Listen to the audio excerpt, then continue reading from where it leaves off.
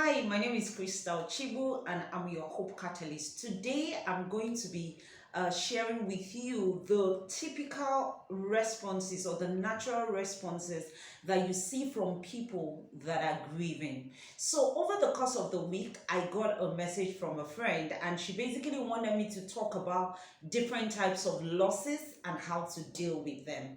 And so, as a result of that, first I wanted to just explain a little bit more because when you think grief, what most people are thinking is just death.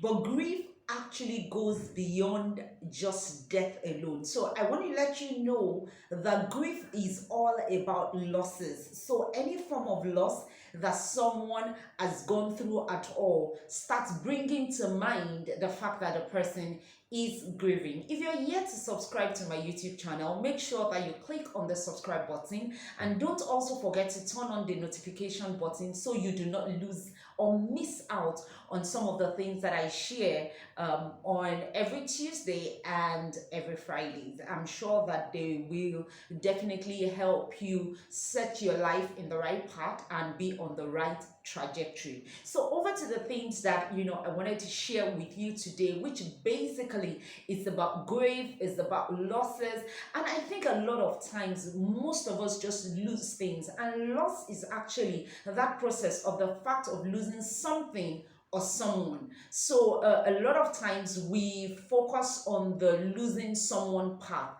And so when you talk about grief, the first thing that happens is like, did somebody die? But losses actually goes beyond grieving, or losses actually go beyond somebody just dying alone.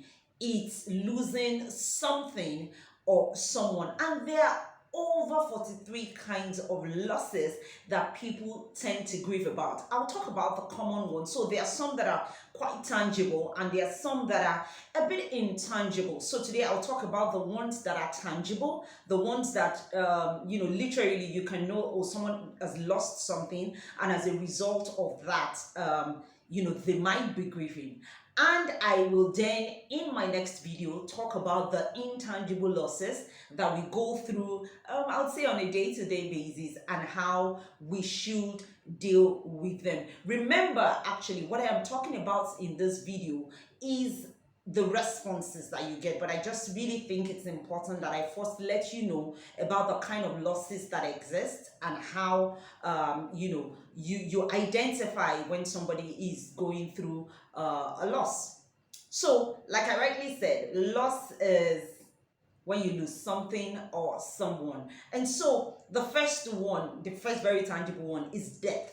So when someone dies, maybe you lose your father or your mother or a friend or a spouse, whatever it is, and it's really evident. You can literally almost touch it, and that's death for you. And so that's the first one that really comes to our mind when we think of grief. We just basically think someone has lost someone. The second one really is divorce.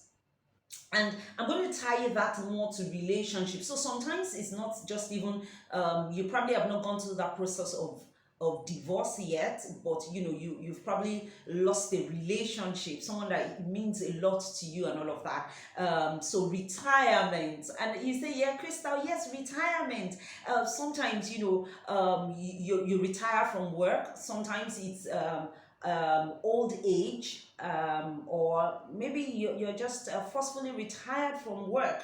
Sometimes it's moving, having to move from one place to the other. And so because you're going to be changing locations and moving from one place to the other, this practically just becomes something that really affects you, and you might need to grieve because you're probably going to lose some friends as a result of that. And one that is so popular around me right now is the loss of finance. Yes, I think a lot of people invest, you put your investment in something and you lose that money, or somebody scams you, like we said, like we say around here in Nigeria. And, scam is all over, everywhere in the world. And as a result of that, people lose their finances. And when your finance, decreases, and, it becomes something that literally could take away your peace, take away your joy, and as a result of that you are grieving. And then one that I am going through right now is empty nest. So you used to have a house that is full with, and filled with people, and as a result of that, maybe your children go to the boarding house, like my kids are currently in the boarding house, and as a result of that, you're probably home alone, and it just can be devastating sometimes, and as a result of that, you feel one loss or the other, and you basically get to that point where you probably need to recover from that process to be able to move on. So these are some of the very tangible losses that people do go through and people do have. And as a result of that, I want to define for you what grief means so you understand it a little bit more. So, grief is the normal and natural reaction to significant emotional loss of any kind. So, when you have an emotional loss of any kind, um, this and grief is just a normal reaction that you have. A lot of times I tell people, when something you're excited about happens to you, what do you want to, you want to tell everybody about it, you're happy, you're laughing, you're all over the place. So why is it wrong when somebody is going through pain and loss for them to grieve? And why is it something that we don't want people to grieve over? So, having said this, I want to talk about five major things that really are typical responses that are associated and affiliated to grief. So, when you see these things in someone, you definitely know that they're going through grief. Let me put a disclaimer here. Sometimes people have health condition and other things that can also make these things be. So it's not like it is only, mandatory, or is only dependent on people that are grieving. So you just say, I'm not sleeping, say, you're grieving. No, no, no, no, no. So and that's my disclaimer. Sometimes people have health issues or have things that will make some of these responses or these things to show in their lives, and so you cannot only say that people are grieving when they have those things happening. But the first one I want to talk about is reduced concentration. When people are grieving, their attention span is literally really low. They can't concentrate as much. Sometimes they find themselves even forgetting things because they are not there with you like 100%. They are not being present. If you watch most of my videos, one of the things that I talk about a lot is being present, is showing up and being present. But when people are grieving, they are unable to keep their concentration. They are not able to show up. They are not able to be present with you. So even though they are with you in that room, sometimes it just really feels like they are far away. Their thoughts are somewhere else. And so this is like one of the very significant things that you see with people that grieve, that you can associate with somebody that is grieving. Another one is a sense of numbness. You see people that are grieving, most of the time they are numb. And a very classical example is when you lose a loved one.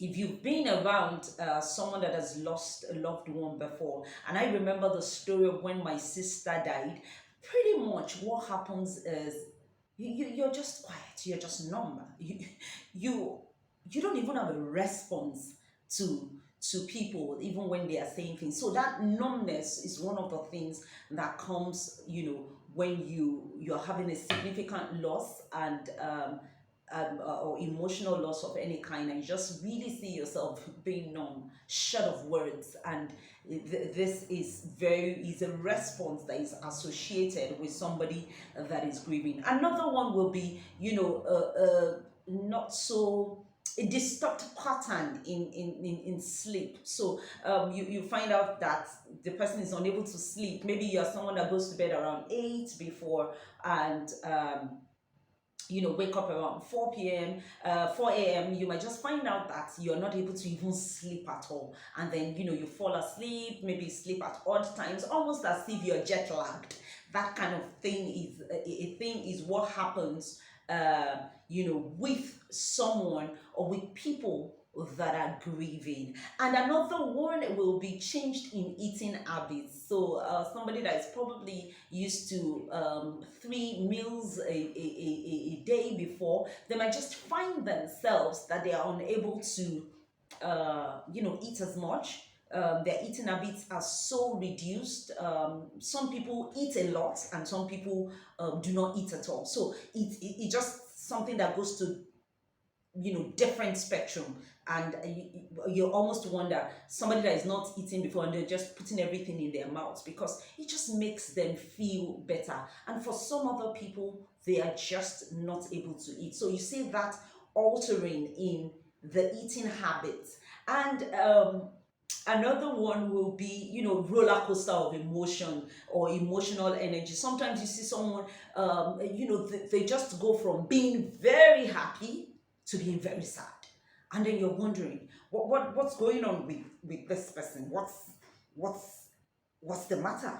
But it's just because they're probably grieving. Something is bothering their mind. There's been a change in a familiar pattern and something that they are used to, and as a result of that, they are just not in the best place that it needs to be. Do you know anyone that is going through some of those things that I've talked about? The very tangible losses, or you're seeing some of those responses. Then they need help, and they need someone to help them go through that process and get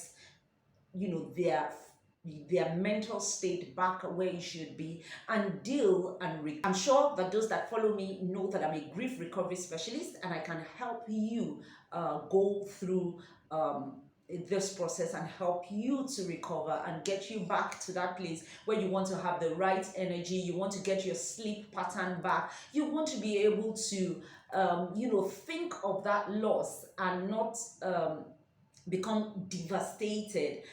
You want to be able to remember that loved one that you lost, and it's not all of the time breaking down in different emotions that you don't want to have, but you want to be able to remember the good times that you people have had together. In order to do this, look into the description. I've dropped you a comment, a link there where you can reach out to me, and I'll be able to help you out with this. Remember, these responses are just natural responses that you have when you lose something or someone that is very precious to you. And I am saying that there is a possibility to actually recover from that pain. There is a possibility to recover from that loss and be that person that you have always been before, and have your best life back.